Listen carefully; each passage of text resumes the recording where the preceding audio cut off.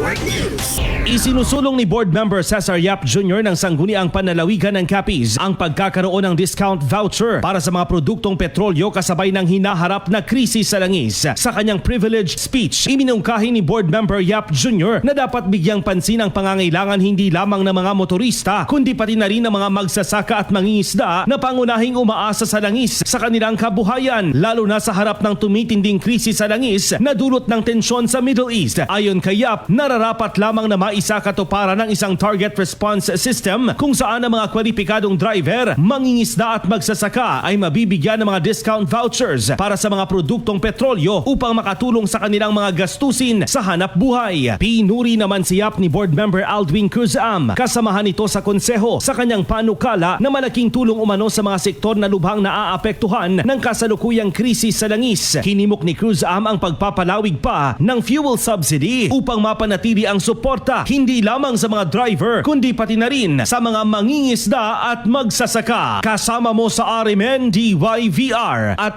IFM Rojas, Idol Joshua Kenneth Anas. Tatak RMN! RMN Network News.